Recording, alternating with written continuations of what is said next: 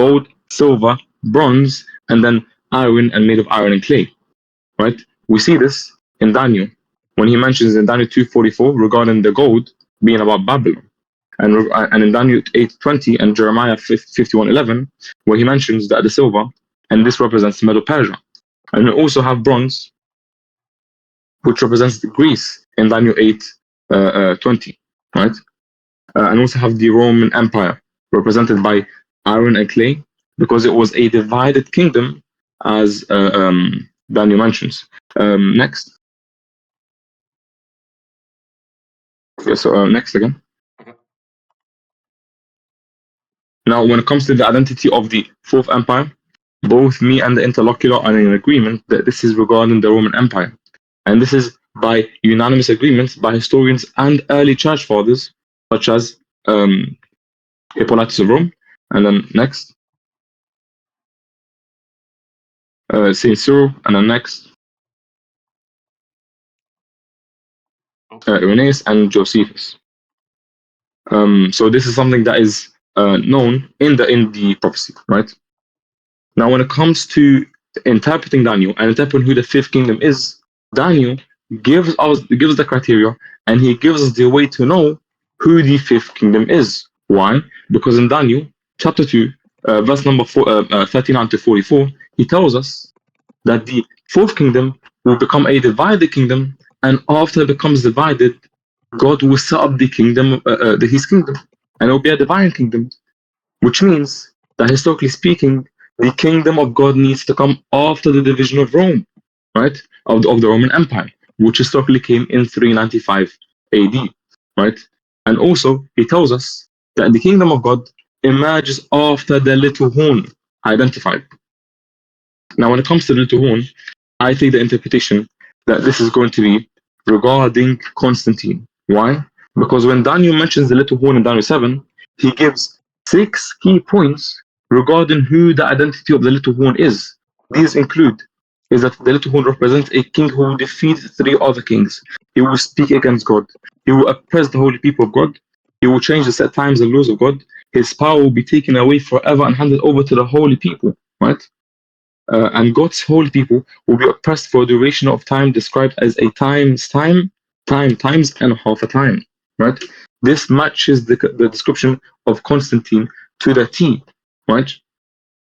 Why? Because we know that Constantine is the one that defeated the 3 other major rulers in the Roman Empire and became the sole sovereign ruler of the empire. He spoke against God. The reason we know this is because he is the one that stipulated the specific Nicene doctrine of homoousia, right? Which ordains or says that the Son is going to be of the same ontology as the Father, right? And from an Islamic and Jewish perspective, this would be heretical, and this would be deemed as speaking against God, right? And also it says that he will oppress the holy people of God. And we know historically that Constantine did give clauses to oppress those who did not accept the Trinitarian clause, right? And when it comes to his power will be taken away forever and handed over to the people of God, historically speaking, this can only be identified as the Muslims who defeated the Roman Empire and took over Constantinople by defeating Constantine in 1453 AD. So here we have a clear timeline. The prophecy is very clear regarding who it's about, right? It can't be about Jesus. And I'm aware that my interlocutor will try to spiritualize the prophecy. He will try to get around it, but it's very clear from the text that Daniel gives specific details and specific stipulations about who the kingdom of God is, right? I'm aware. 10 minutes remaining. Sorry. Yeah, I'm aware that he's going to refer to the division, and I'm going to press him on that, because if he goes to and he attacks the division and says that the division isn't in 395, I'm going to press him on how Dan used the term division and how Dan used the term defeat in his prophecies. So again, the prophecy is very clear. I'm very excited to see what he's going to present. And when it comes to Daniel 7, being the Son of Man, yes, in Daniel 7, the Son of Man is going to be Muhammad, peace and blessings be upon him. We know this is because Muhammad matches the description given in Daniel 7 regarding what the Son of Man is going to do and how he's presented and how he's described. So again, I'm very happy and very excited to listen to my interlocutor here. I'm gonna leave it at that for now. I'm gonna wait and expand on the cross examinations, inshallah. And for the rest of the time, I'm good to go. That's what I got to say for now. Would you like me to stop the timer at 9 minutes? 8 minute 48. Yeah, that's okay. Theo can start. Okay. So now it's from my thing, the rebutes, which is another 10 minutes, and I believe it's Theo's. So Excuse me. I still have my opening yeah. statement of 15 minutes. Oh yeah, sorry, my bad. Yeah. You're good. You're good. All right, yeah. Start. Yeah. All right. Second. Start now. Yeah. Wait. All right. I haven't even put on my. Yeah, sorry. Lord. Let me put up my stream, and once I put up my stream, I'm happy to start right then and there.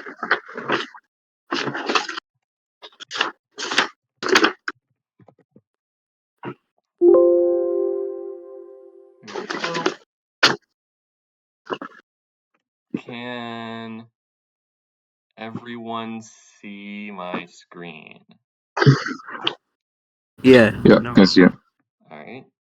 All right. We can go ahead and get started now. Then just let me know when the timer's running. All right. The timer starts now for 15 minutes. All right. Dear Lord, please be with me, and please be with my opponent. Please be both of us, and let your truth be known. In your holy, most blessed name, Amen. Hello, I am the Theology Bro. You can find me on Instagram. I'm a amateur apologist, and I'm presenting on Daniel 2 and treatment. And I said it's Muhammad's problematic prophecy because if you want it to fit to Muhammad, there's going to be quite a few problems.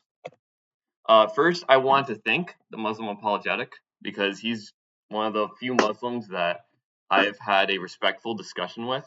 Very kind man, and I'm happy to be debating him. And to any of the Christians that helped me through just praying for me or through helping me out in my prep, I thank you all. By now, you should understand the basics of the Daniel 2 and 7 prophecy. It seems like my opponent didn't quite explain so much of the Daniel 7, so I'll go ahead and clarify that in a second. And I just want to make it clear, I will be arguing the negative case. So in debates, there's positive cases, which Muslim has, and that's what I'll be calling him for the rest of the debate. And we have negative cases. The positive case has the burden of proof. He has acknowledged that he has the burden of proof to convince you that it is more likely than not that it is Muhammad that's fulfilled this prophecy. Now, my view is not to just present an alternate view and be better. It is only sufficient for me, since I have a negative case, is to just show that his view is wrong. Now, I will be presenting a counter view on top of that, but it's not yet necessary for you to be convinced of that for my position. So let's go into the main claims. There are three main claims, and typically there are going to be minor ones that we're going to go over that support these. These are the three big results. First, on the left side is Muslims' claims, and the right side is my claims.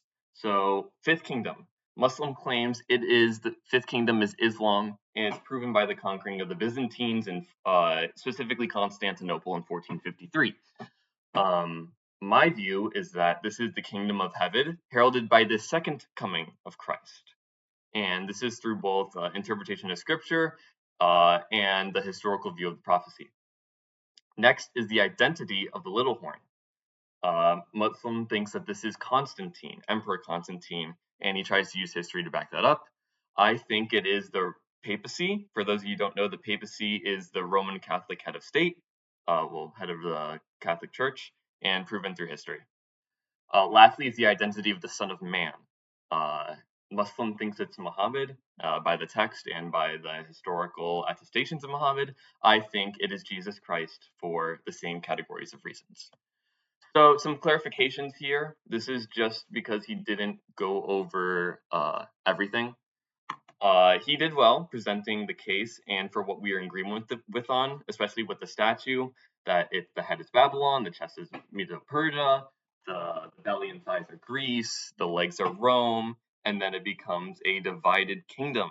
And then lastly, my view is that the rock is God's kingdom, his view is rock is Islam's.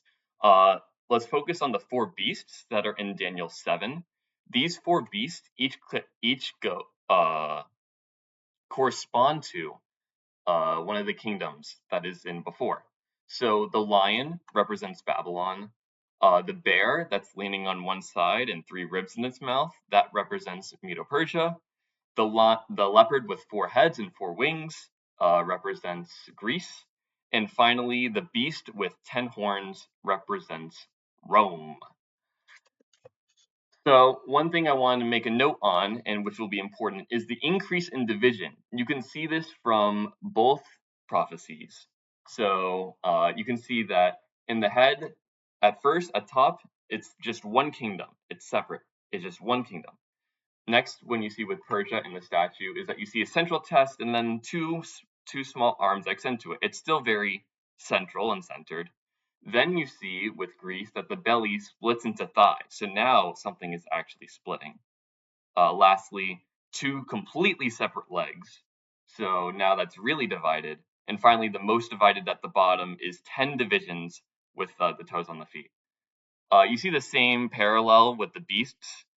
For example, nothing's wrong with the lion, but with the bear, it's leaning on one side. With the leopard, it has 4 heads, and Rome has 10 horns. So what you should expect here is that when Muslim is talking about the conquering of the Romans, you should expect it to be taking over a very large swath of divided lands. Keep that in mind. 10 minutes remaining. Oh wow. I guess I'll have to go a lot of this later. I want to set a precedent of complete conquering, and what that means is that the next kingdom completely conquers the previous kingdom. So you see this with Babylon and Medo-Persia. All the land that was Babylon's became Medo-Persia's. You see this with Medo-Persia and the Macedonian Empire.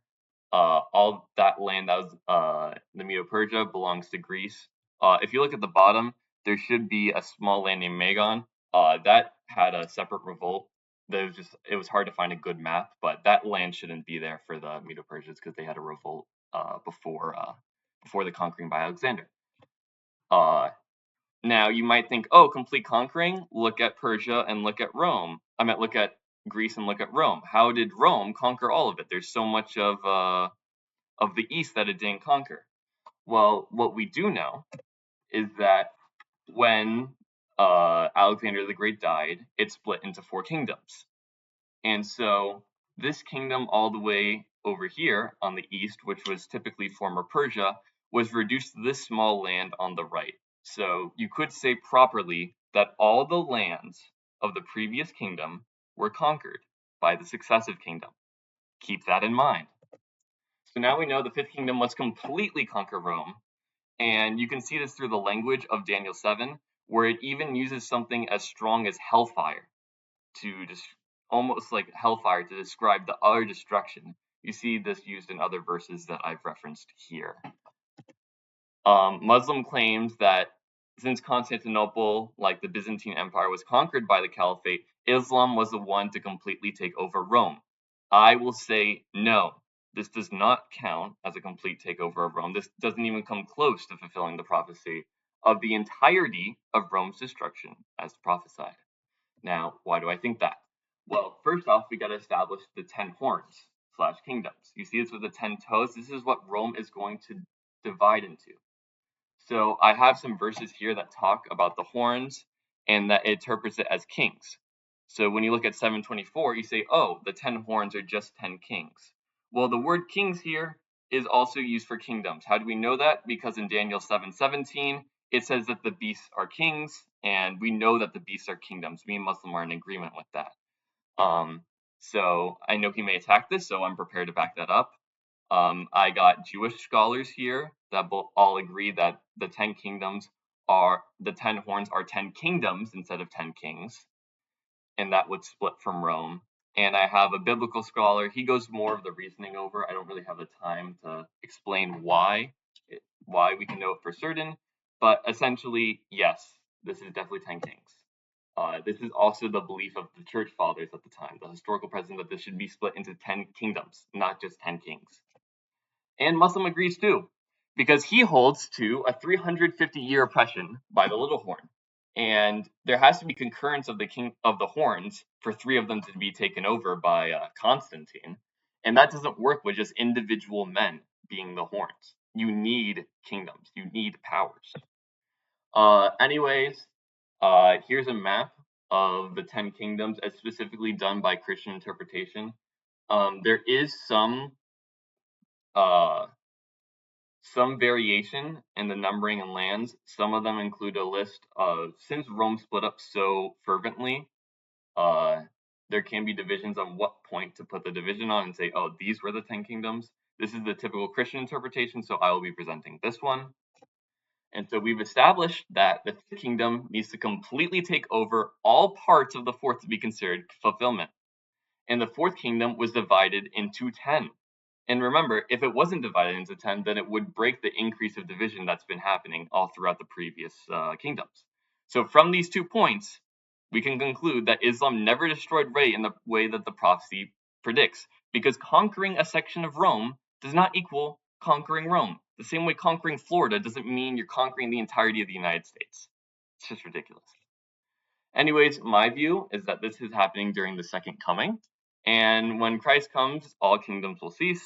And that's a very quite literal view that adopts the text much more well than 1453.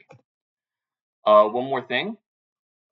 By Muslims' interpretation, the conquering of Rome by the Caliphate happens 100 years too early according to the timeline Daniel gives in his prophecies. To understand that, we need to talk about the latter half of the prophecy, the little horn, and specifically the time, times, and half a time.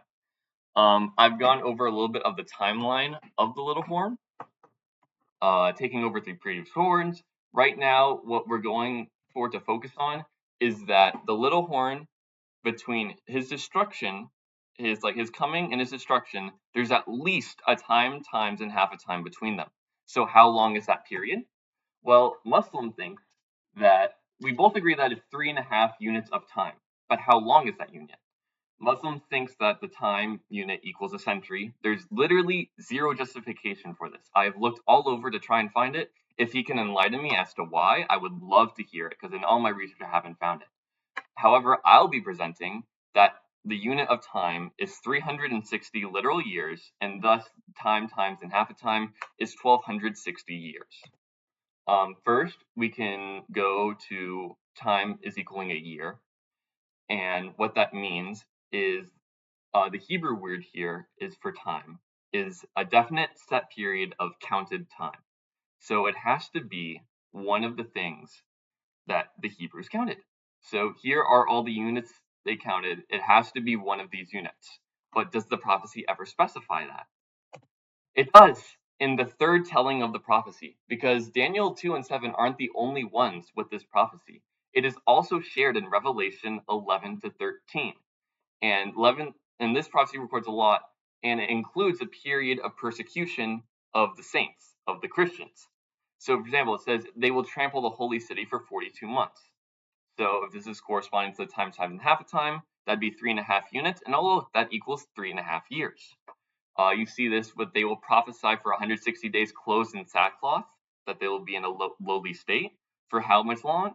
3.5 years, corresponding to the 3.5 units. You even see a direct reference in Revelation 12, where the same period of the woman representing the church hiding in the wilderness away from the beast is the same unit, times, and half a time, and exactly 1260 days. From that, I could think we can definitively conclude that a unit of time is a year. I also want to clarify that a prophetic day, so a unit of time that's prophesied at a prophetic day, is a literal year. This is Daniel 9 in the same book of Daniel. It prophesies 483 days after the command of Jerusalem for Jesus' ministry to begin, and that's exactly what happens a year later. You also see it in these 2 verses. You see that, for each year, for each day is for a year. Both of these verses show that. So we know that this is 3.5 prophetic years, which is 1,260 days, day for a year, 1,260 literal years. He puts the start of Constantine's reign at 272. Well, his birth he starts it at for funny reasons, but anyways, that means that it would have to be taken after 1532 AD. That does not line up with the sacking of Constantinople at all.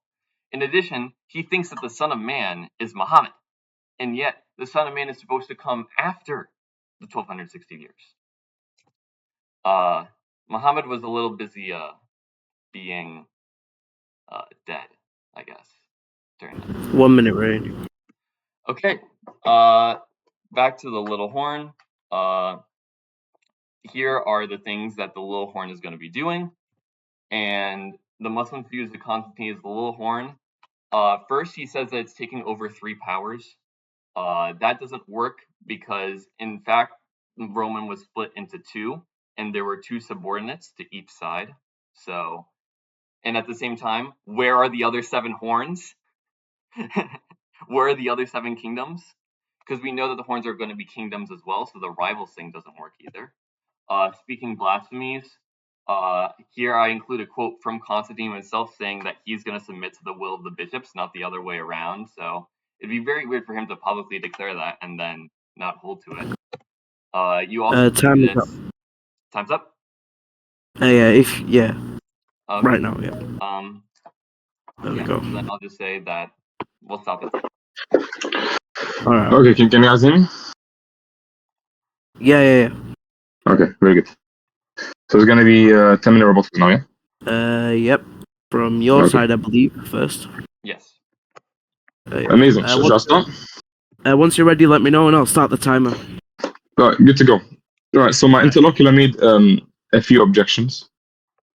But so far, he hasn't given us any actual reasons to why the Son of Man cannot be Muhammad. I'm assuming this is because he has made a very lengthy presentation, but hopefully we can get into that into the course exam. But in the meantime, I would love to address all the points he's made regarding why the Muslim Empire, the Muslim Kingdom, cannot be the 5th kingdom.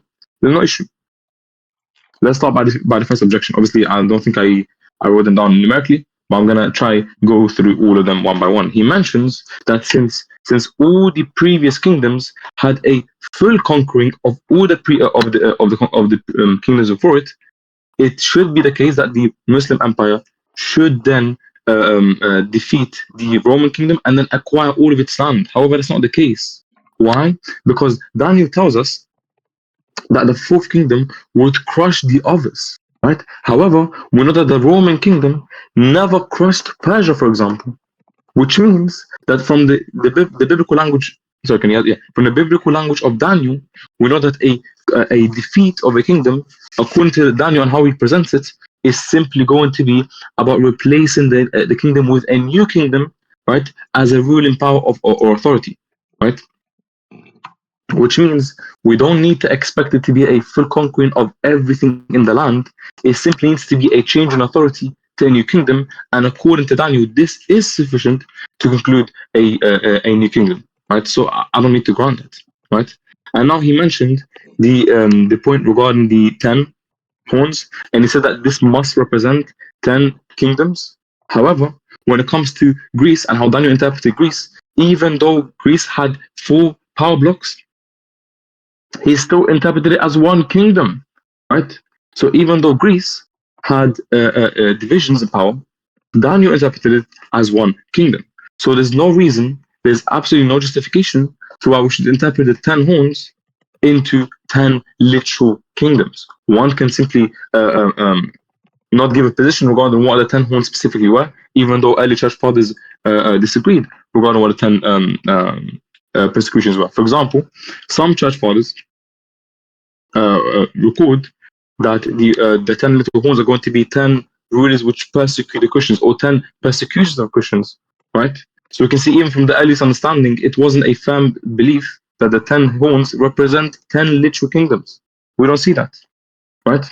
He also quickly went over the point and said that Jesus is the one that represents this. Jesus is the one that represents in the second coming. However, that can't be the case. It can't be the case. Why? Because when we read Daniel 2, 41 to 44, he specifically tells us that God will set up his kingdom after the Roman kingdom divides. When does the Roman kingdom divide? You may ask. The Roman kingdom divides in 395 AD when it becomes a Western Empire and an Eastern Empire, right? And the word used for division in the Aramaic is palag, used in Daniel 2, right? Which is often used to signify separation pertaining to land or official or affirmative separation, right? And then it refers to the other kingdoms as one without division, even though there was civil unrest. So if you try to approve and say that this is regarding civil unrest, it can't be. It can't be because when it comes, to, for example, to Babylon, they had civil unrest, even though Daniel referred to them as one undivided kingdom, right? Which means that according to Daniel, the division of the people isn't enough to call a kingdom divided. There must be an official division, which we only saw in 395 AD, right? And then he also made an objection regarding the time, times, and half a time, and he said that this cannot be regarding a 350-year period. Absolutely not. I don't see any case and any justification to why one should take the interpretation of it being 1,260 days or 1,260 years. You have to justify that when in Daniel that this must be the case, right? You have to justify it. The topic is regarding Muhammad being a son of man in Daniel 7 and also Daniel 2, respectively, right? What else did he mention? I'm trying to see. Did I miss anything?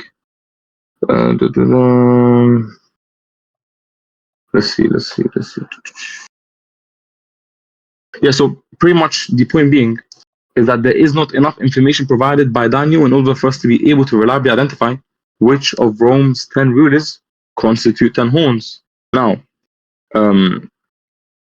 which means that can still hear me fine? Let me know. Yeah, I just got a call now, so Can you, yeah. okay, good. You still have to do with how Constantine fits perfectly into the prophecy. Why?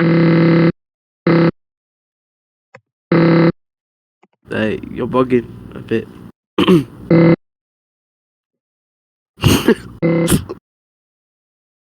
Apologetic.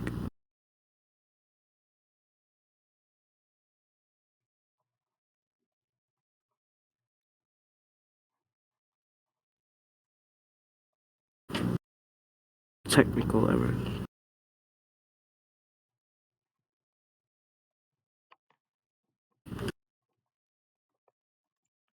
I think it's fair to stop this now. Yeah, I've paused it. Yeah.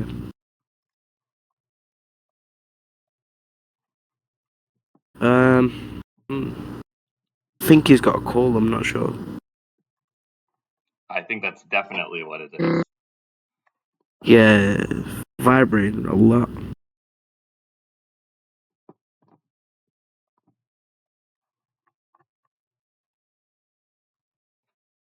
Uh,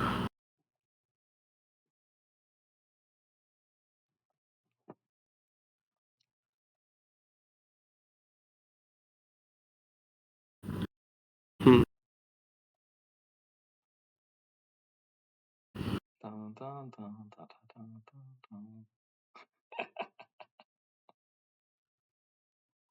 dun. Is he still on the Yeah. there? But he's just how much time do you have left? Just asking. As of now, when I've paused it, he had 4 minutes and 26 seconds remaining. Yeah.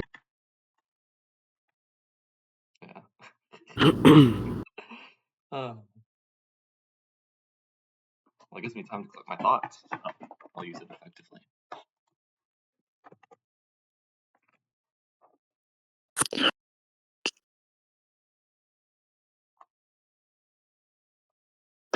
Okay, can you guys hear me now? Yeah. Yes. Okay, good. You guys were listening when I was speaking, right? It didn't cut off or anything, right? I think it cut off just a little bit because it was like your voice just went all static and then just stopped talking. Your last point was saying that. How much time do I have left? You've got 4 minutes and 26 seconds. I've paused it for you. Yeah. Theo, what were you saying? What was my last point that you had? I can resume. The last point I heard was you have to justify it being 1260 years, and that you didn't hear a justification. Surely. Oh, okay. Okay. Alright, I'm just gonna. that's it. That's fine. That's fine. I'm just gonna quickly go over. Yeah. So pretty much, I would expect my interlocutor to justify why 10 divisions or 10 little horns must represent 10 literal kingdoms, right? And not one kingdom and with 10 powers in it. Just how in Greece we saw that there is 4 different power blocks, even though Daniel referred to them as one kingdom, right? I went over why Jesus can't fit the prophecy. I went over why what was it?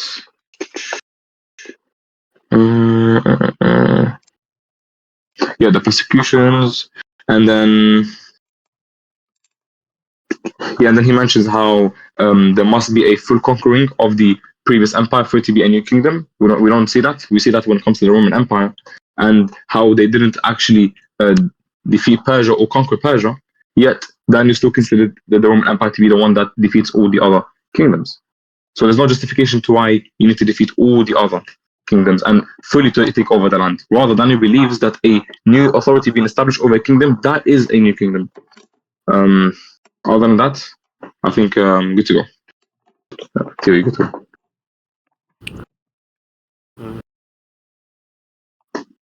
Would you like me to stop the timer then? Yeah, it's fine. You can take it. Stopped at 3 minutes, yeah. Okay. One moment so- to. Yep. I'm not stalling, I swear. I'm just opening up PowerPoint. You're good.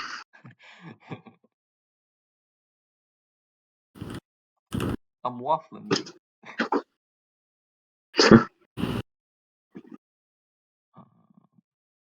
Yeah, my computer's really slow when it runs with OBS, so. That's fine. Awesome. I'll start it. Here. Start it here. Okay. Let me share, and then once you confirm share, you can go ahead and start my time. Alright. Can you see? It's loading. Hold on. Yeah, it's loading. Yeah. I can see it now. Good to go. All right. Okay, I will begin it now. All right. Cool. So, my opponent brought up some interesting points. It's sort of funny how he sometimes asked for justification when I provided it. I wasn't sure if he was quite listening, but it's okay. He listened quite a bit, so that's all right. First off, his insistence on the divisions not being fully proper, because in Greece it's still considered one kingdom. And so why should it be considered separate kingdoms for Rome? I think this is just an equivocation of terms. We can just say empires for referring to the beasts. I'm not saying that they split into things as powerful as the beast, but they do split into separate empires. And you do see that with Greece in the prophecy. You see it because the leopard has 4 heads. It has 4 heads because it's split into 4. And you see this with the beast. It has 10 horns because it's split into 10. You also see it with the increasing of divisions in the statute. So if Greece split into 4, Rome has to split into more than 4 because that's how the increase of divisions works. Anyways, he brought up the complete conquering thing, and he said, "Oh, since Persia here wasn't taken over by Rome, that the land of Persia hasn't been taken over by Rome, it doesn't have to be a complete conquering." However, I literally answered this in the next slide because Greece split into 4 kingdoms. We're talking about conquering Greece here, not the land of Persia. We're talking about conquering the kingdom. So we see that this Persian part was the Seleucid Empire. By the time of the Roman conquering, the picture on the right was the area of the Seleucid conquering. And if you look at Rome, that right there is it taking over the Seleucid Empire completely. So, yes, you do see total conquering. he did say that the church father were going to 10 horns because he wants to horns as 10 kingdoms. I do think that is more of the term. I think I had a confusion of terms here. If we classify 4 beasts as like empires and these as kingdoms, just as lands of powers, whatever you want to say. He said that some of the historical views were that it was 10 persecutions. I fully grant that. Some of them were that, and some of them were not. So even though it wasn't just a certainty, it was agreed upon and it was a present thing, and it wasn't just adapted ad hoc. These predictions were made still before the breaking up of the Roman Empire, and by Tertullian and Hippolytus, who are both very well known and renowned church fathers. So it is still a very popular thing. One more thing, he was talking about more of why does Jesus came in 33 AD. The Roman Empire only split until the 400s. What happened? That's because I've told you my view. My view is that it is the second coming of Christ. When did the second coming of Christ occur? Hasn't occurred yet. And hasn't occurred yet is a lot further in time than the division of the Roman Empire. So yes, it does align with the timeline. And again, Muhammad doesn't, because leading up to the times, and half a time, I'm not sure what part of that was confusing. We know that times, and half a time is between the start of the Little Horns oppression, and there has to be at least that much time until Rome's destroyed. How long is that? Well, first off, I said from the Hebrew definition of time is an indefinite set period of counted time.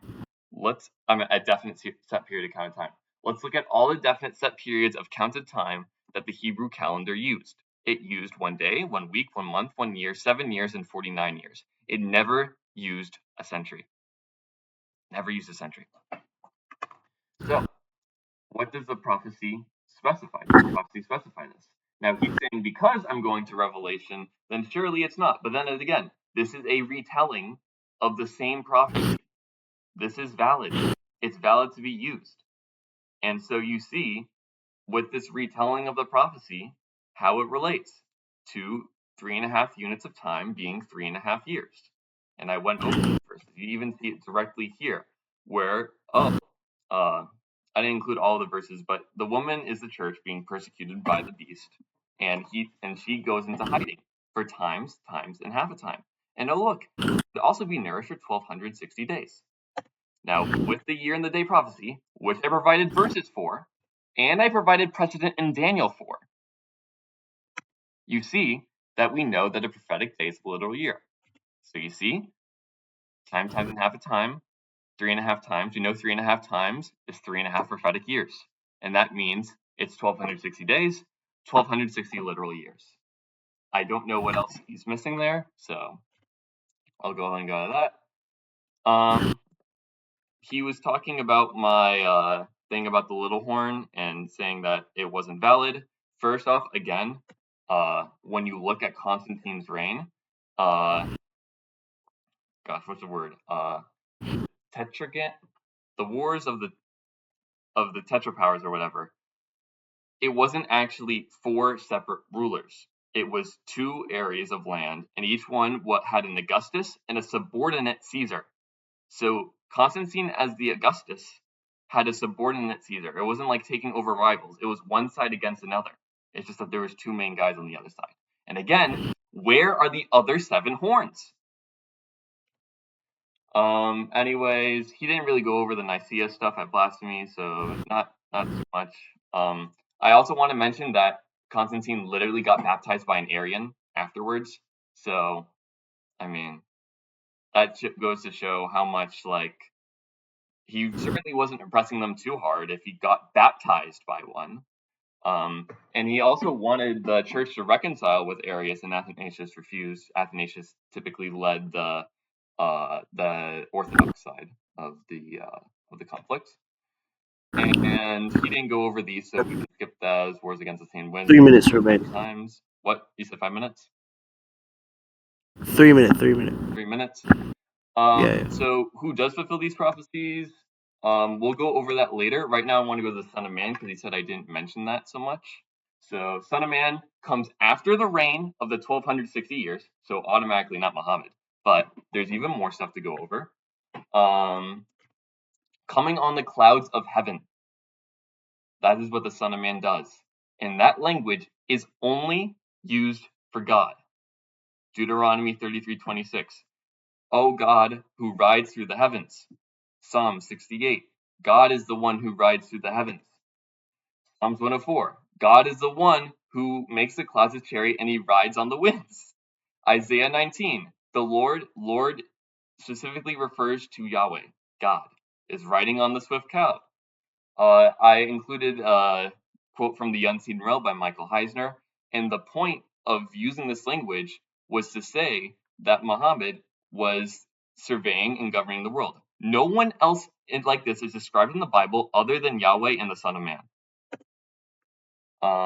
We'll go over that. We'll go over that later because I think this is a more important point. All nations, languages, and tongues should palak him. That's the Aramaic word used there. What does palak mean? I think palak means worship, and so does quite a few of the lexicons. He's going to bring up Ezra 7:24. I'll go ahead and refute that when he does. But anyways, it is an Aramaic word and a Chaldean loan word, so we shouldn't be looking at the Hebrew. We should be looking at the Aramaic.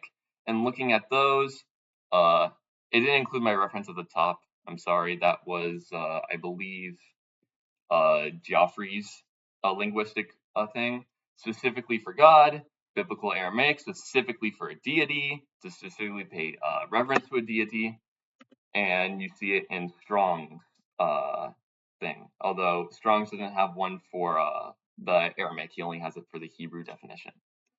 But either way, palak used, which all nations, peoples, and tongues will do to the Son of Man, only used in reference to God. And it is only for God. The Aramaic word, at least. 30 seconds. 30 seconds. Yep. One more thing that I want to emphasize here. Let's look at the kingdom holders here.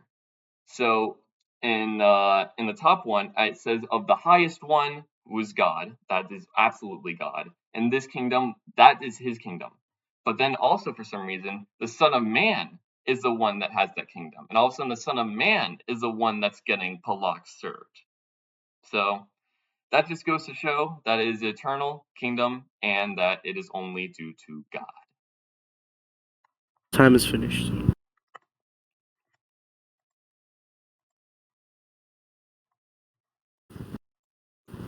All right, this is going to be a 5-minute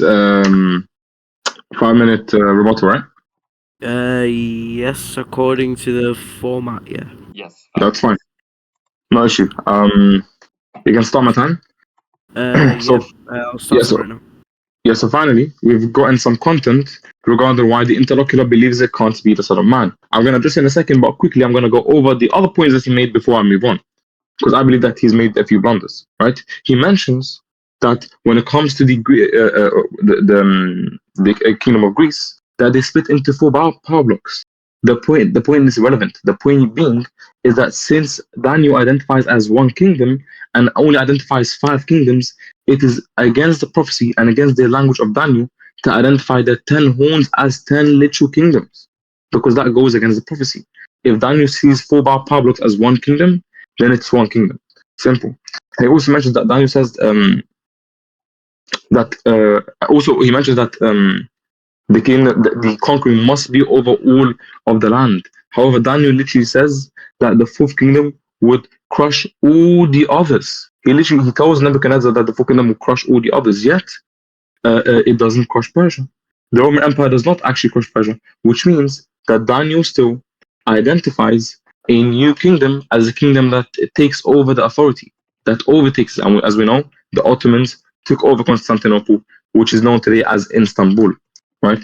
So yes, they took over it, which means that according to Daniel, this fits the prophecy and fits the prophecy given by Daniel, right? He also said something very interesting. He said that the second coming is the fulfillment of Daniel. That doesn't work. Why? Because in Daniel chapter 2, verse number 44, it mentions that in the days of these kings, meaning in the days of the Roman Empire, God will set up his kingdom.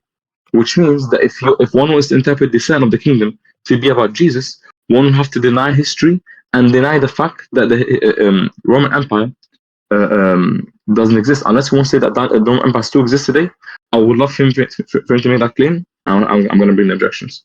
Right? He mentions, oh, Constantine didn't defeat 3 rulers.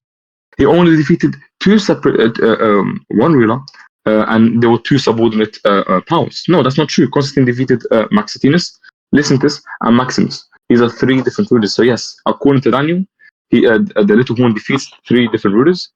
Constantine literally fulfills that. So I don't see why you made that objection, right? Now let's move into the Son of Man. I'm assuming I covered everything before the Son of Man. Let's move on to the Son of Man. The first point he brings to why Muhammad cannot be the Son of Man is because Daniel 7:13 mentions that God comes with the clouds and only Yahweh comes with the clouds. That's not true. The verse doesn't say that the Son of Man will come on the clouds. With the clouds, it says that he will come on the clouds. Why is this being used? This is being used as metaphorical language. Why? Because when you read Daniel 7:2 and 3, it mentions that the 4 beasts greats come up from the sea, each different from the other, which means that this is symbolic language for the nature of the kingdom. Why? Because the kingdoms, the 4 priests in Babylon, Medo-Persia, Greece, and Rome, didn't actually come up from the sea. Rather, it's symbolic for them being pagan, and that's why the Son of Man comes from the top, from the clouds, which is why he is which is why it's a divine kingdom, right? So no, he to be honest, he blundered on this one. Right? He's quoting Psalms 104 verse 3. The verse in Psalms verse 104 mentions that God rides the clouds, right? But the Daniel verse mentions that God, the Son of Man, will ride on the clouds. So it's not the same thing, right? So that's that. He also mentioned Pelach, right? And he mentioned that I was going to appeal to Ezra 7:24 to say that the word Pelach doesn't mean worship. I agree with you. Pelach can mean worship. However, my position is that it doesn't only mean worship. And we see this in more examples, not just Ezra 7:24. I would love for you to go and explain to me Genesis 14:14 and Genesis 29:18 and Genesis 20 just Genesis 20:19, where all these references are given and the word Pelach is being used for other than God, right? So you're either gonna have to concede that the word Pelach can be used for other than God. So that's going to be the main objection I have regarding why the point that you made is going to be fallacious. Did I miss anything? Let me see. Oh, he also made a point regarding times, and half a time, and he said that there's no justification for it being 3.5 centuries. No, I agree with you. Daniel doesn't give a specific timeline. However, when you go outside Daniel to try and give me a timeline, I don't need to grant that, because the debate's simply going to be about Daniel 2 and Daniel 7, which means I don't need to grant you everything in your biblical text, including the language given in Revelation regarding the stipulation of it being a year or a prophetic year or a prophetic day. I don't need to grant it, which means that Daniel doesn't need to specify what 3.5 units of time actually entail. Time is over. And yeah. Okay. Go ahead and oh wait, hold on. Do I need? I think at this point I don't need a presentation, so you can go ahead and start the time. Okay, I shall begin now. So I find it very interesting that he made a very funny point at the end. He said, "I don't need to grant you, because that's in Revelation, and we're only talking about Daniel." Well, if that's the case, the verses you mentioned in Genesis are moot.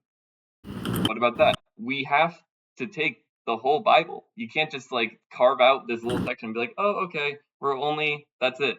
Dude, if you're going to reject that and say anything out of Daniel is okay, then we won't have any idea of what's going on. Now, you mentioned in there, speaking of that Genesis verse, that, Palach has different meanings. And again, this is why I made it very clear.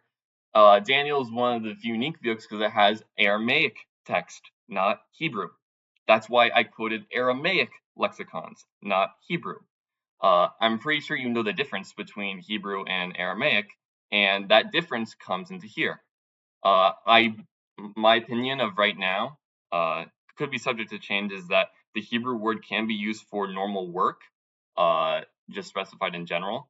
But in terms of the Aramaic word, it is only used in reference of service to God. He didn't mention Ezra 7:24, so I won't go ahead and do that. Then again, he's going over the crushing of the kingdoms of why not Persia. I went over this twice, so I don't know why I need to go over it a third time. But again, we're talking about conquering Greece. You said, oh, it has to be the crushing all the others. Well, then Daniel is wrong because Rome didn't take over the world, okay? I'm assuming when it's just like, did Rome take over all the world? No. So there we go. Then you said, in the days of these kings, that is when the Son of Man comes. So therefore, it can't come because the Roman Empire is moot now. I agree with you. The Roman Empire is moot now. What we have is the successive kingdoms after that have stayed independent since. Because again, there's a difference between the legs and the feet. The feet are separate. They're spoken as a separate part in Daniel. They come from the legs, but they certainly are separate. What else did he say?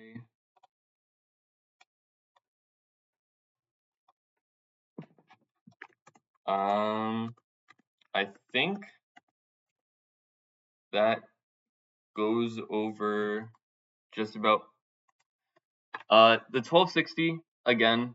I already went over why we should justify it as 1260 years. So yeah, I guess we'll see once I get questioned up. 2 minutes remain. So I'll go ahead and cede my time. All right. Okay. I've stopped at 1 minute 51. All right. Next section is cross exam. No, Yep. Cross. And that's going to be 10 minutes, correct? Yes. 10 minutes for each side. Yes. No worries. I have no issue. So how do you want to do it, Theo? Do you want to do it as in, so we can do yes or no answer and then explanation for 30 seconds, or do you want to do it as free time? Honestly, up to you. I'm going to keep my responses short. I'm going to keep my answers short. I expect you to do the same. All right, no problem. That's fine. That's good to go. So should I base it 10 minutes for you guys conversating or 10 minutes each? 10 minutes each, because he'll have the area to question for 10. I'll have the time to question for 10. Okay, right. I will start it now, yes? Okay. Theo, so my first question would be, is that, do you agree that even though Greece had 4 different power blocks, Daniel still refers to as one kingdom?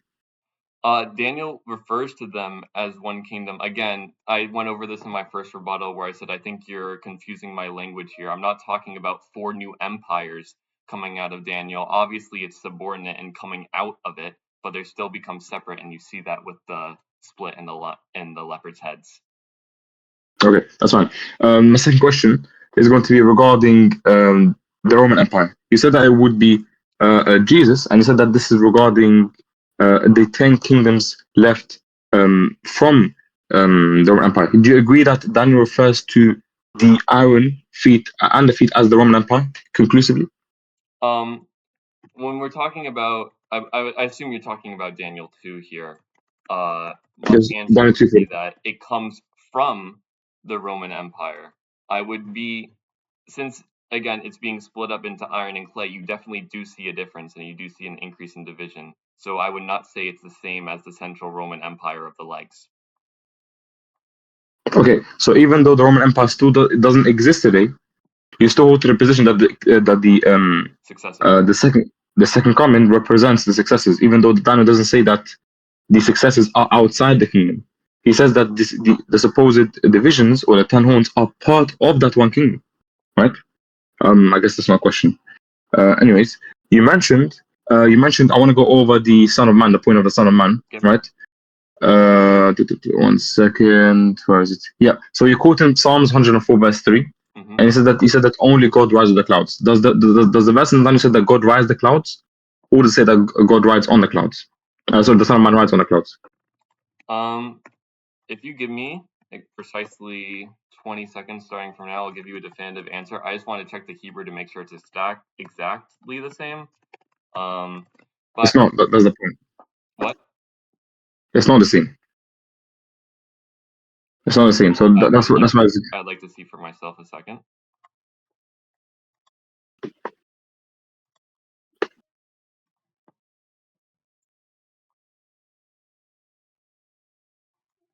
So Daniel 7:13 describes being with the clouds of heaven. This one is talking about the same being on the wings of the wind and being with the clouds. So here, it's the same relation. No, it's not word for word. I do believe it's talking about the same. Okay, good. So it's not word for word. That's fine. Let's go to Pelach. Pelach.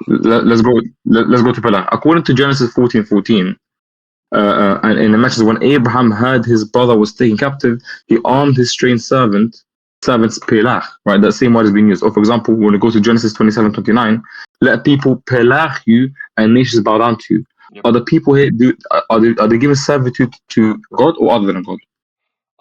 So in the case here, again, I don't think this is quite relevant because we're talking about the Aramaic word palak and not the Hebrew word palak.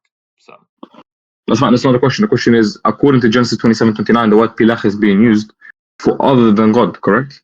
In a different language. Different languages will have different meanings for words, even if they sound similar. So okay, that's fine. Theo, you don't understand that some translations render the word palach in the Hebrew as serve, right? Not necessarily worship, right? So that's why the word pilach in the Aramaic I agree is that going to be equivalent.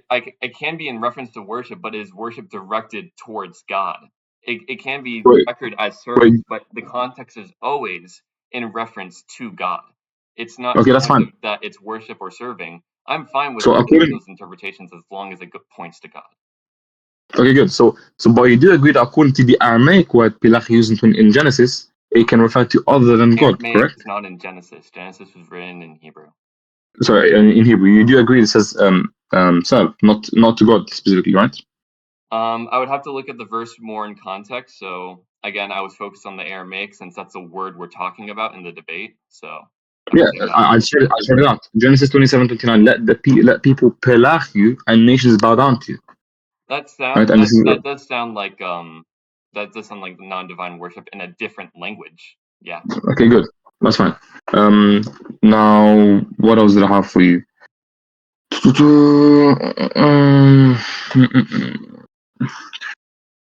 Yeah, so let's go over. Where is it? 1 second. According to Little Horn, do you believe that Constantine defeated three rulers? Do you agree that he defeated three rulers during his time, and that includes Maximus, Lysimachus, and Maximus? Did he defeat them? Lacetus, Maximus, and who? I didn't hear you. And Maximus, Lysimachus, and Maximus. I'm really sorry to drain out your time, but I do need to hear you one more time. I cannot hear what name you're saying.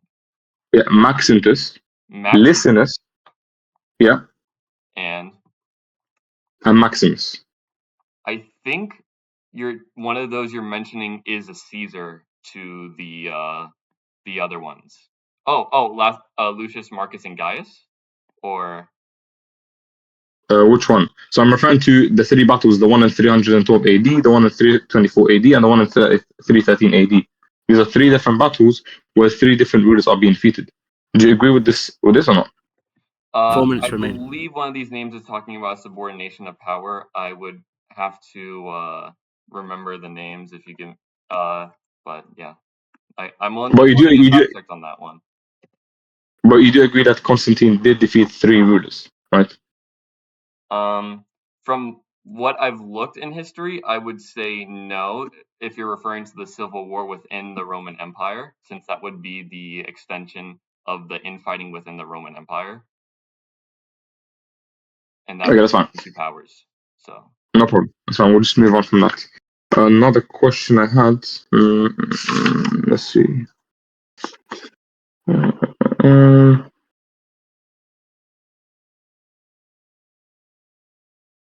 Okay, when Daniel interprets the Nebuchadnezzar's dream, he informs the Babylonian king, and he says, in your hand, I mean, referring to God, has placed all mankind and the beasts of the field and the birds in the sky, right? And he's speaking about whenever they live, he has made you ruler over them all, right? Did Nebuchadnezzar literally rule over all mankind? I don't think so. I think if he had the if he turned his eye over and wanted to subjugate something, he could. And it's talking about his total hegemony. So Okay, so that case, so you agree with that Daniel wasn't being literal, but he was employing hyperbole when referring to the conquering of the kingdoms, right? Especially when it that comes to the doesn't talk example of about Nebuchadnezzar. conquering at all. That talks about his power. His power is above everything. That talks nothing about his land and nothing about and nothing about taking over. It's just talking about his power itself. He has power Mhm. over everything, sure. Who? Nebuchadnezzar, he had the potential for power over everything. Power is defined as the potential that you have. So Sure, but he didn't actualize that potential, correct? yeah, he didn't actualize it. Okay, good. He had no need to go to China and make the Chinese people worship him or whatever. Okay, I think how much time do I have left? 2 minutes. 2 minutes. Remaining. Yeah.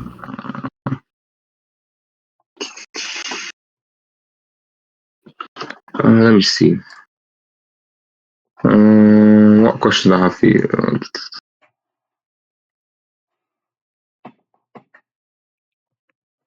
Oh yeah, you also mentioned a point regarding that some man will have authority, just like Yahweh has authority, right?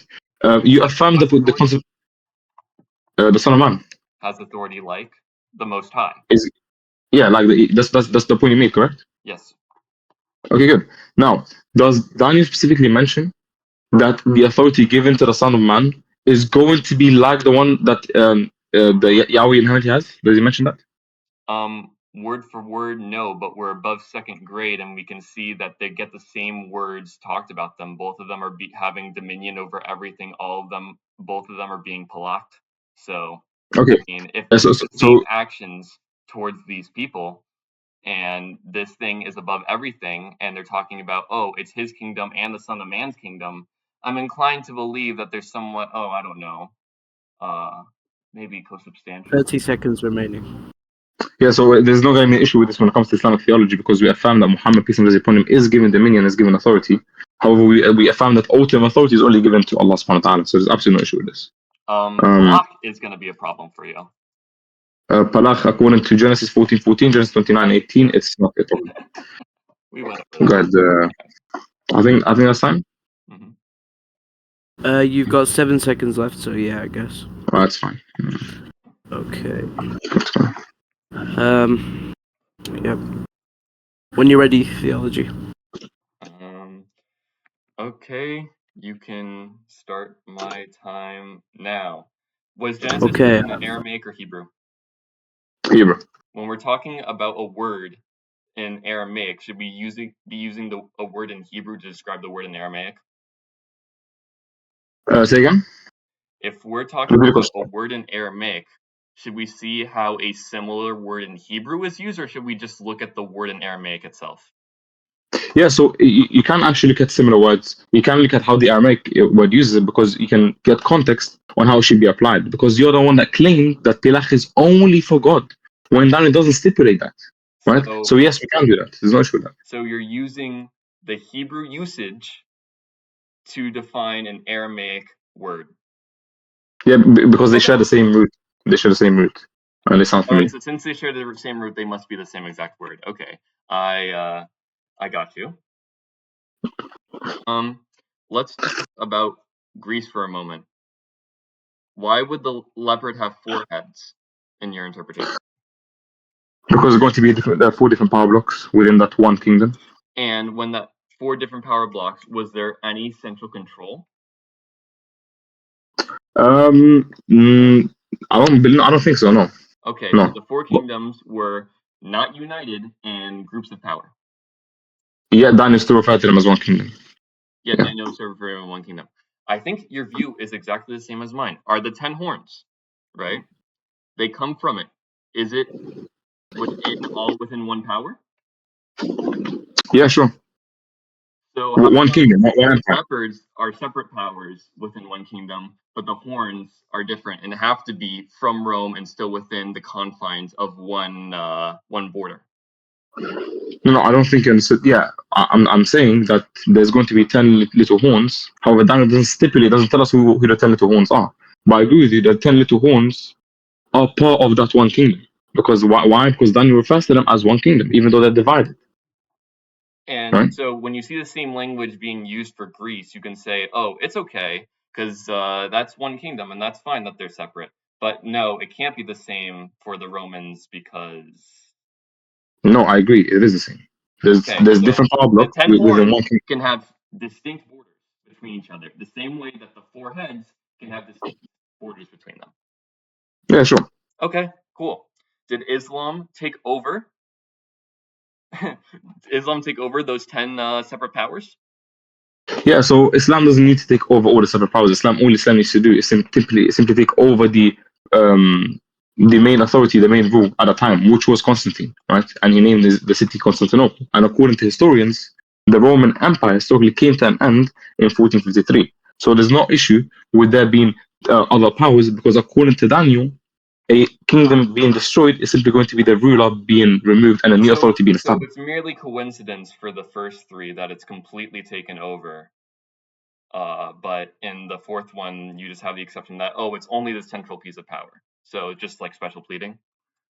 No, I'm simply appealing to the language Daniel uses. According to Daniel, a new kingdom is simply one that established. So again, it's just coincidence that it just so happens that the precedence is that it's completely conquered and that it's a special case for Rome. Again, that's just coincidence.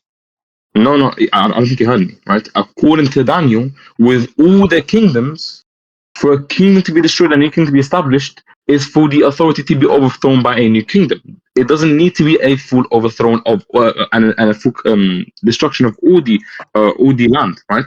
So I'm simply going off what Daniel believes. Daniel believes that a new kingdom simply want to establish a new authority is the same with Rome and is the same with all the other kingdoms.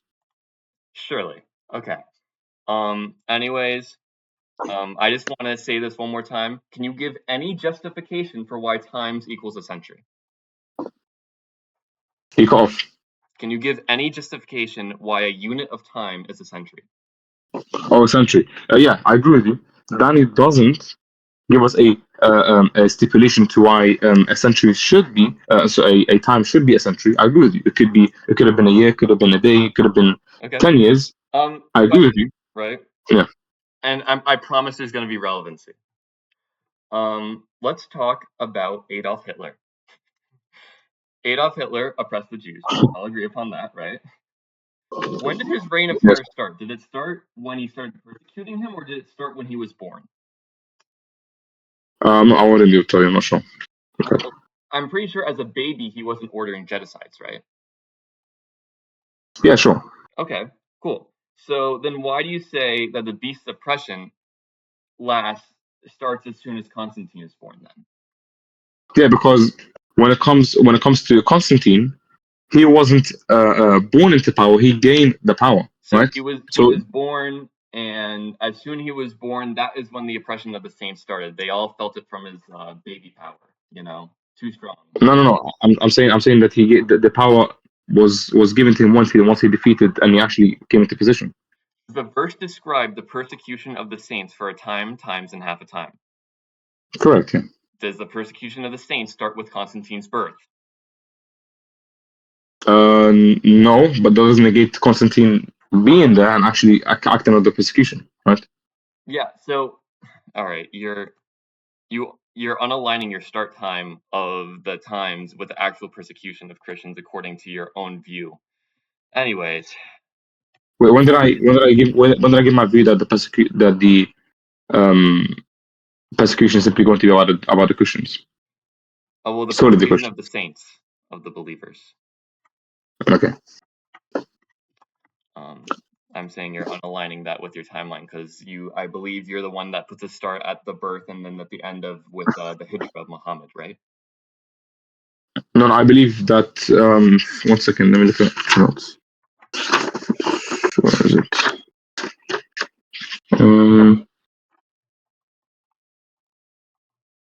Yeah, so it's going to be from the birth. Yes. Okay, So so 270, so 270 let it CE. be known that Constantine's oppression started as soon as he came out of the womb. He was just oppressing them Christians, man. Let's go over more. Oh yeah, let's go over the Son of Man. Yeah. So in the Bible, who's the only one referenced as riding on the clouds? Yeah, it's going to be God. It's going to be God. Yeah. And so you're saying this is not unique to God, even though every single use of this is being used of God. Yeah, because the verse quote in the Daniel doesn't actually say what it says about Psalms 103 verse 4. It's not the same. It is literally not the same verse. Did I provide right? more than just Psalm 103 verse 4? That's fine. It is still going to be the case that the language used to talk about God coming on the clouds is not the same as the one used in Daniel. We see that in Daniel there is justification to why we can take this as metaphorical, because it literally mentions that the kingdoms came out of the sea, even though they didn't literally come out of the sea. So it's going to be symbolic for the nature of the kingdom, for being So a pagan. again, I think you're misrepresenting my view here, because I don't think that Jesus is riding on a cloud. Obviously, riding on a cloud is symbolic language as used before. Yeah, I didn't make that point. I simply said that the verse you quoted This from is a use of symbolism, and that symbolism before has been used exclusively for God. it is not the same language, because it is literally two different verses. One is about riding, coming with the clouds. Another one is riding on the clouds. It's not the same thing. Again, I think I have the intelligence to pair together something when it's not word for word, even though it is word for word. So this would be up to your standards. Word for word, the Son of Man's kingdom and the Most High's kingdom. So if the Son of Man is being received palak, and the Son of Man is having an everlasting kingdom that's his, and the highest one has the same exact words applied to him, does that apply or no? Do you like exact wording, or do you not like exact wording? Because I So again, wording for you right here. I've literally responded to every point you made regarding palach, right? And no, you we don't haven't. need to You went over a yes, Hebrew word. yes, which For an shares the same Aramaic root one. word in Aramaic. 1 minute remaining, guys. All right. Anyways, can you please answer my question of the exact words being used for the Son of Man and the highest one?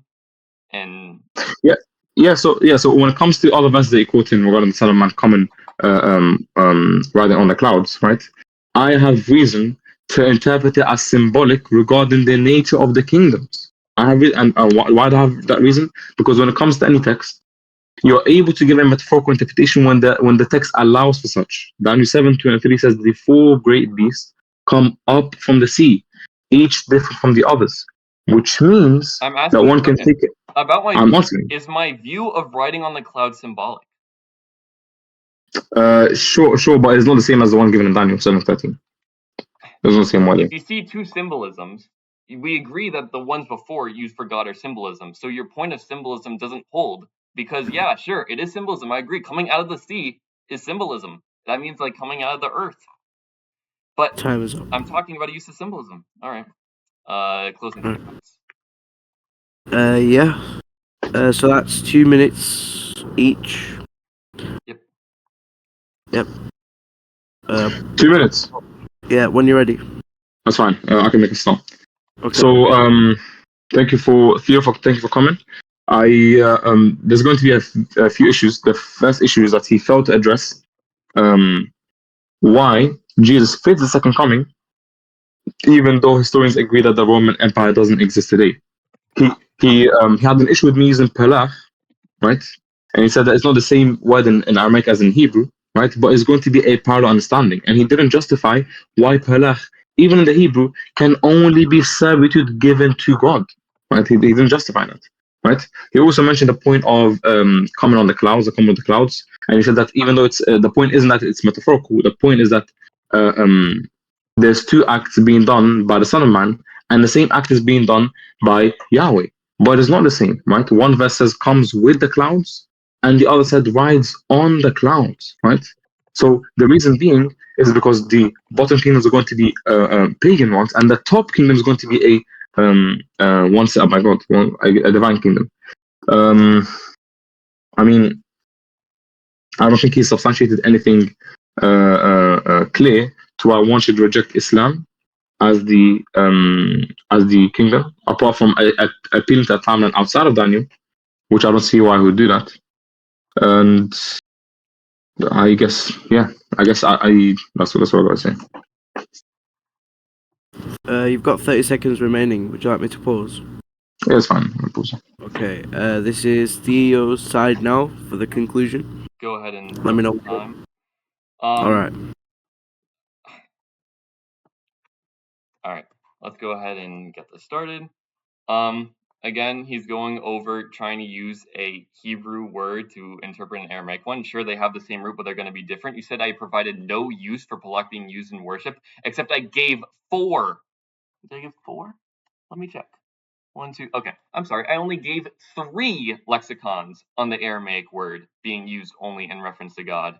And you see in all the other references, such as Daniel 6:17, 6:21, 3:12, 14:18, 3:17, you see all of these are being used in reference to God. You only see this Aramaic word used like that, and you see every commentary support that. I mean, every lexicon support that. He said that I have no reason other than just trying to disappoint it. First off, again, he isn't addressing the increase in division in each subsequent kingdom, so we should see 10 powers split and 10 powers be taken over in the end. We don't see that. I showed how we should see complete takeover of previous kingdoms and not just the rulers, given the actual precedence of the land and the language of Daniel. I've talked about how the little horn, he thinks that Constantine lived for 350 years somehow, because he thinks that the little horn's period is 350 years starting with his birth, and he thinks that the oppression of Christians starts with the birth of Constantine, so baby Constantine is a real evil guy. And then we see the arrival of the Son of Man. I think he misinterpreted my point here. I was talking about the things of his kingdom being an everlasting kingdom, the Most High's kingdom being an everlasting kingdom, everyone palacking the Son of Man, everyone palacking the Most High, the Son of Man, and then the last point of the Son of Man coming through the clouds and God coming through the clouds. If you're using the same metaphor, I assume that you don't have to use every single exact word, but, you know, whatever. Time is over. All right. Okay, Q&A. so Q&A. Go ahead and Would you like me to questions read out in the comments? chat. Moderator will pick them and direct them towards. Okay. Let's see. All right. A question from Blue Wanderer.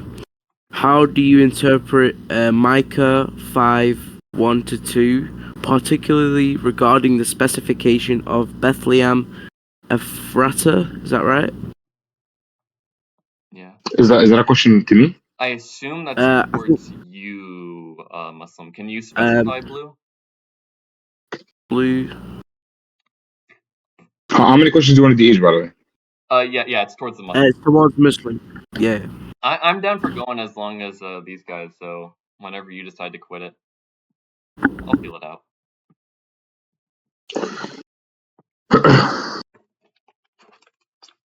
Yeah, it's towards you, Muslim. Yeah, that's fine.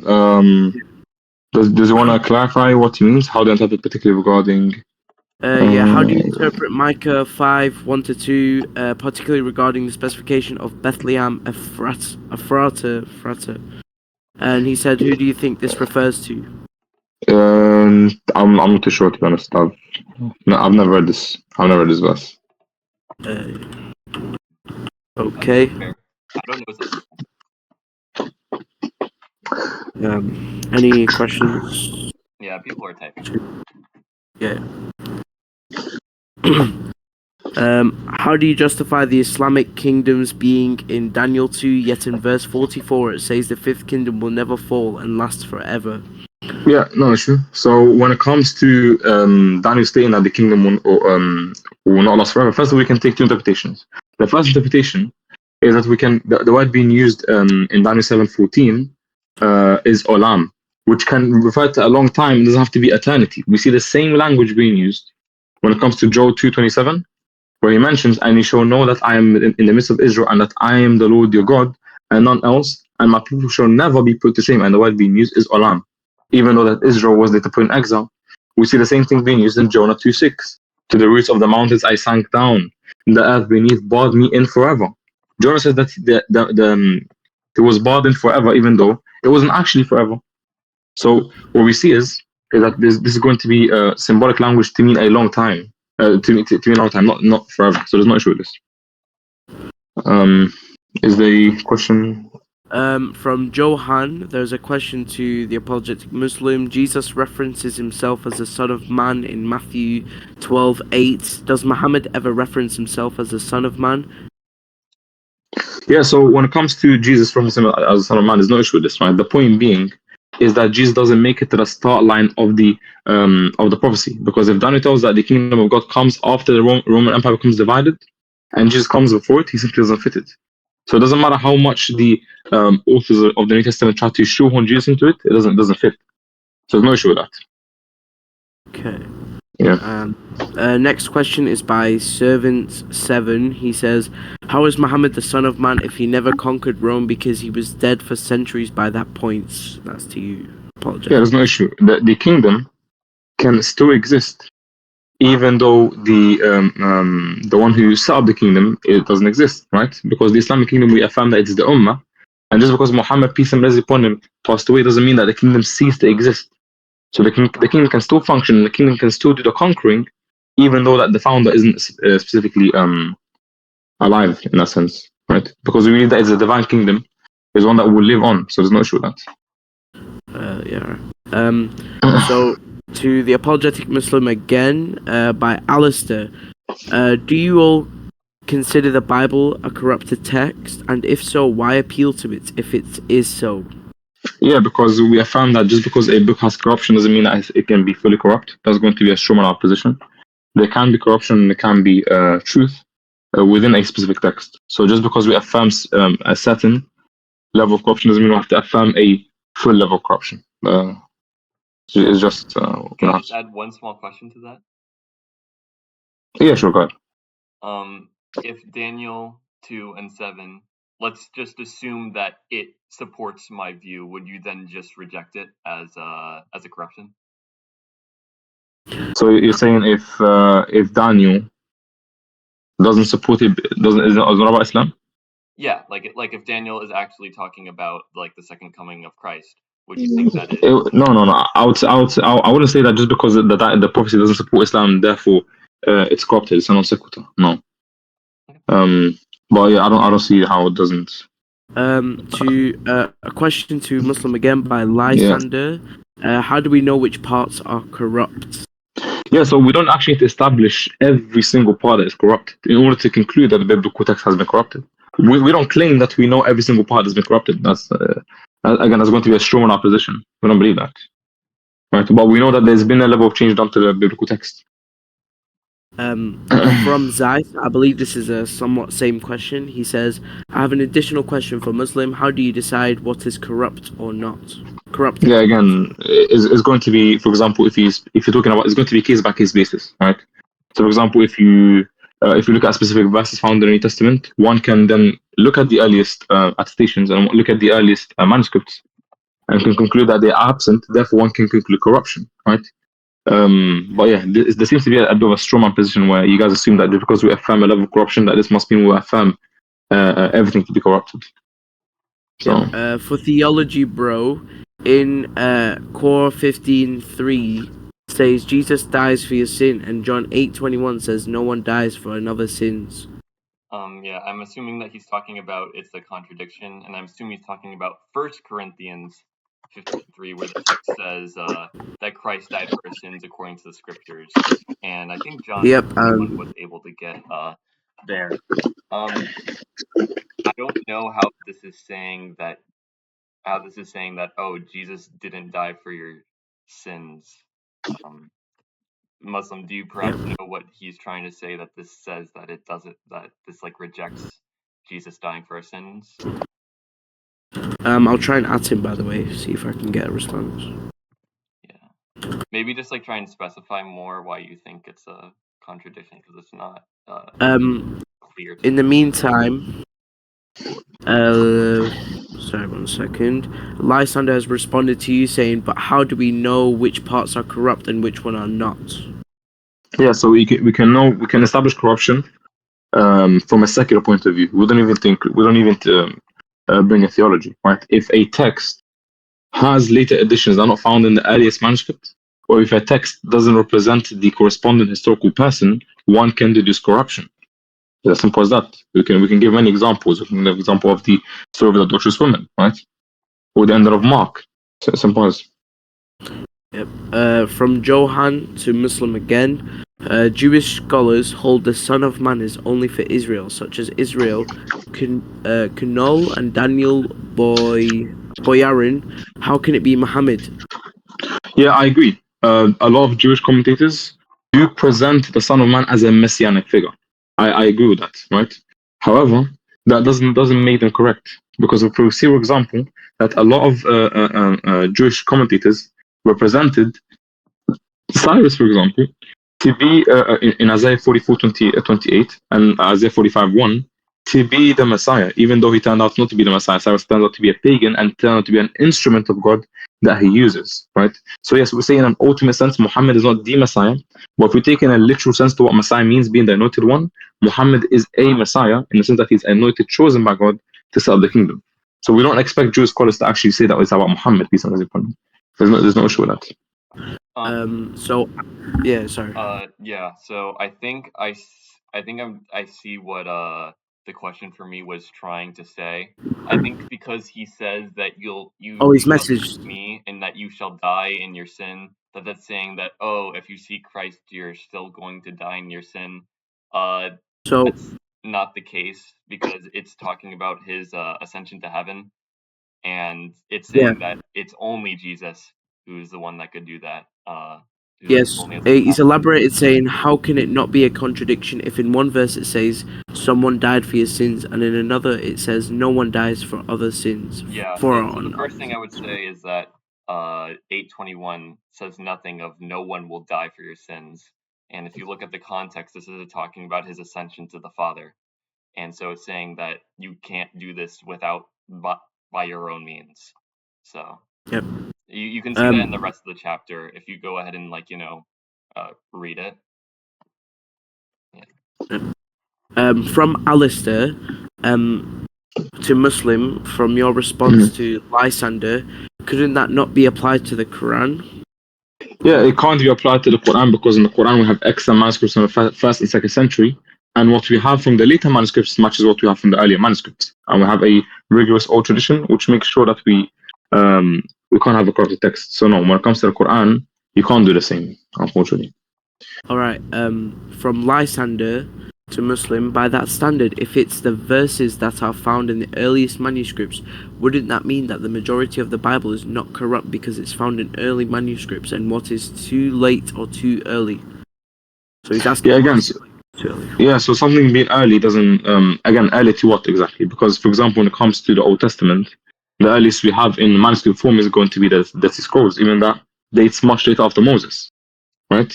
Which means that if something doesn't date historically to the event, one can't take it to be reliable. And a lot of Christians confuse the point of us saying that there's corruption and us saying that it's unreliable. I can say that it's unreliable, doesn't mean I'm saying that it's fully corrupt, right? But we would expect it to be a level of change. Can I add one thing? Hey, go ahead. It won't be in like refutation of you or anything, because this is a Q&A, not a second debate. But just I recommend you look at Inspiring Philosophy's videos for looking at dating of corruption or dating of authorship of text and preservation of text using internal text critiques. It's very interesting, and I used to be convinced mostly that you can only know preservation through manuscripts. Now looking at textual elements, I find them to be very important, and manuscript evidence to be not secondary, but as supportive and not the only way of telling the date of a text. I got you. Nice. A question for Theology Bro from Abdul. How can we trust the Bible as a reliable source when we can't track it back to Jesus and has contradictions like the age of Ahaziah, sorry if I pronounced that wrong, 22 or 42, or Josh's father's name, Heli or Jacob? So it's pronounced Ahaziah, but that's okay. Bible names are very Yeah, apologies. sometimes can be confusing to pronounce. I know I get tripped up with names in the Quran as well. Yeah. So age of 22 and 42. Some people take it to be. I think it's important for me to talk about the biblical view of preservation, because it differs from the Quranic view of preservation. The Quranic view of preservation has to do with the specific words in the text, um, and the specific like the karat being preserved, like the you should not karat that changes, basically things like that. The Bible's view of preservation is that the message of the Bible stays the same. So when you look at textual variants, what we're actually looking for is one that actually causes differences in meaning. Now, you did bring up two that actually cause differences in meaning: Ahaziah's age and Joseph's father's name. I'm of the view, right now, Ahaziah.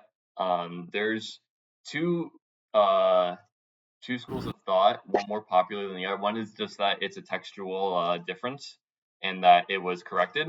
The other one is that it's actually talking about speaking from the dynasty age instead of the actual age of the person. Either way, either answer would still speak to the same reality of the Bible, so I don't see it as an issue. Heli or Jacob, I believe that's talking about the genealogy of Jesus in Matthew versus Luke. And there's plenty of resources on that. The genealogy goes through two different lines because you can have more than one Can I genealogy. add something? Can I ask questions Yeah. quickly? Yeah, so I like this answer from when I hear from Christians when they say that, even though there could have been minute textual corruptions, it doesn't entail that the message has been changed. However, I think that's it's problematic. I think that why it's problematic is because if one assumes the Trinity to be biblical, would you agree, Theo, that we should expect to see the earliest recipients of the text affirm in the same belief? Yes, I do believe. And do you believe there was any early church fathers who pre-Nicaea that did affirm Trinity? Yes, I do believe that there were pre-Nicene fathers that affirmed the Trinitarian belief. Can you give me some names or? Sure. I believe Justin Martyr believed in the Trinity. I believed in Athanasius of Athens. I believe Irenaeus, Ignatius.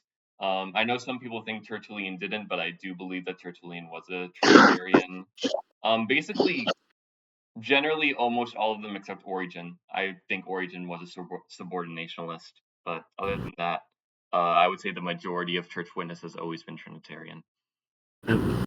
So, a question to Theology Bro from MGH. Does Jesus ever outright say or reference himself as the angel of the Lord? If so, according to the majority of scholarly and or academic understanding, affirm that from the text alone and its given time and context, not through a Christological lens, that a figure could be both an angel of the Lord and the Son of Man.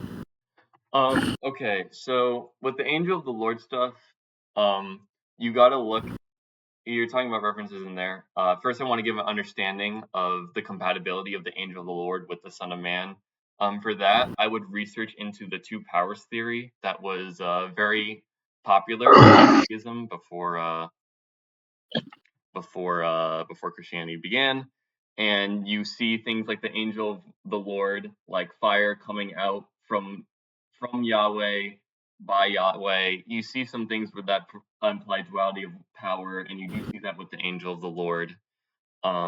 So I think that they're both compatible, especially with Daniel 7. I do believe Daniel 7 makes the Son of Man divine. As identifying as the same figure itself, it only really makes known a duality of power. I don't think that it is going to be. I think the thing of saying it's going to be three is going to be a little bit shaky, especially when you look at early Jewish commentaries of Daniel 7. Like some saying that, oh, the Son of Man is so we have to split God into two and say like one is his love and one is his justice. So you see that from the interpretation of the text. As for Jesus explicitly calling himself the angel of the Lord in the Gospels, I don't know, but you do see it in, for example, Hebrews 11, where it identifies Jesus with the angel of the Lord. So this is to Muslim from RCDA Goats. He's been saying this quite a lot. How can Islamic foundationalism be true when it's clearly circular? He's going to specify what do you mean by circular. If he assumes our arguments to prove Islam are going to be circular, he's going to have to clarify that question, right? Because our arguments for Islam is true don't stem from circular reasoning, right? So he's going to have to clarify. Also, I'll say we do a couple questions each more. Couple questions. So 2 questions for me, 2 Yeah, questions for. you're the one getting a technical question. So my stamina is fine, but I know you're going through the ringer, man. So. Yeah. For me, it's like 12 o'clock right now. So. Yeah. Yeah. Okay. Yeah. And So also, I just want to say, for Christians wanting to ask questions, even if we can't cut there, I'll be holding a live on my Instagram after this at Theology Bro. So you can go ahead and go there and ask your questions if we don't have time to go over them now. yep. For Muslim, you actually have another question. Yeah. It's Muslim. Please answer how the Islamic kingdoms can be prophesied in Daniel 2, but contradicts it because the Islamic Caliphate fell, while the verse specifically says about the kingdom will never fall. I don't care about Olam. Okay, so I already give the answer to that, but for some reason he doesn't care about the answer. But there's no issue. The point being is that the kingdom of Islam isn't specifically about the caliphate. Even though the caliphate ceased to exist, the kingdom of Islam still exists today, right? So the representation or the body of Islam is going to be the ummah, right? Not specifically the caliphate. And the second point is that if ulam is to be taken in a understanding of the text, ulam can mean for a long time, not necessarily forever, right? You're presupposing that. You have to justify why is the case. So RCDA Goats has specified about Islamic foundationalism. He said, how can Islamic foundationalism true when the circular how you can say you can be the arbiter of truth? I don't think he can spell. What? He said, how can Islamic foundationalism be true when the circular how you can say you can be this I think what he's trying to say is that because you're using if correct me if I'm wrong, RC, you're trying to talk about the Quran being the standard in which the Muslims interpret the Bible. I'm assuming that's what he's talking about and saying that using a Oh, there it is. How can you be the foundationalism be true when you're being the arbiter of truth? Okay, I'm gonna take the understanding that Theo gave, which is that how can you assume the Quran, right, and use it to justify other belief systems. Yeah, the point being is that would be a straw man. We don't believe that the Quran is true just because the Quran is so. We have substantial evidence outside the Quran which point to the Quran being from divine origin, right? So no, we don't assume a paradigm to justify other points. Yeah, I'm happy to take one more question and then one more question. I'll try and make it good. So from Zeiss, he said, question to Muslim: are you claiming that we have Quran manuscripts that go back to the 1st and 2nd century? When you responded to Alistair's question, what is your proof? And in brackets he said, can you provide manuscripts? Question mark. Close bracket. Yeah, of course. So whenever I mention 1st and 2nd century from the Muslim paradigm, is going to be after Hijrah, not 1st, 2nd century after Christ. I don't believe that. And yes, we do have substantial manuscripts. I can mention the Sana'a manuscript. I can mention the Birmingham manuscripts. All of those which date very early on to the successors and to the Salaf, essentially. And the point being is that go ahead. Wait. Finish your answer. I don't want to tread on you. Yeah, and the point being is that when it comes to preservation of the Quran, the primary justification for this preservation isn't through manuscripts. It's going to be essentially through oral transmission, and then secondarily through manuscripts. So it's not essential for us to have manuscripts on you. Go ahead. I just wanted to add one thing. When you're researching Quranic manuscripts, make sure to look at the contents of what the manuscripts actually contain, and try and look at some other reviews of it by non-Islamic sources. That's all I'll say. So question for theology, bro. Does the Son of Man come with the clouds in the first century or afterwards? Afterwards, I would say. Since this is talking about coming with this divine glory that's only reference to Yahweh. So I'm pretty sure that's what it means there, since this term is only really used for Yahweh coming in with his full power. You don't really see that with Jesus's first coming, and the language of the second coming that's described all throughout the Bible seems to imply that that will happen on the second coming. Yep. Another question for you by Ryan. So what does Ezekiel 18:20 mean, and what does Jeremiah 31, verse 29 to 30 mean? Do you want me to read them out for you, or you're alright?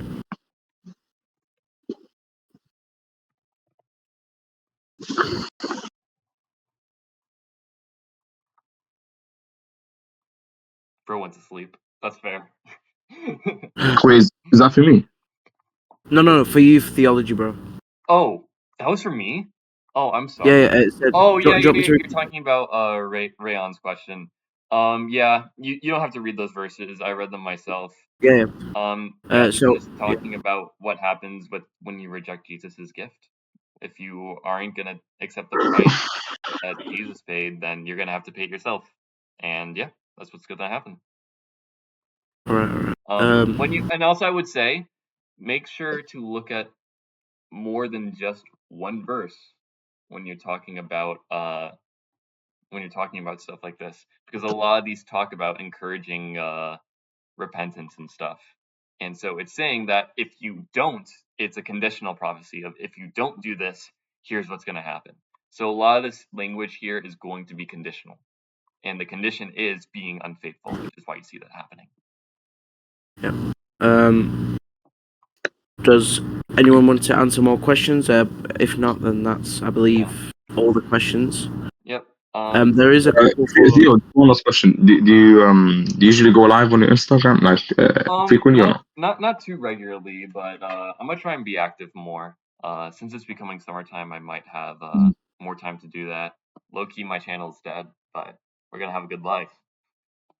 Fair enough, man. Anyways, it was nice having a discussion with you. I don't mind if you want to have any more discussion. Say again? Plug your TikTok.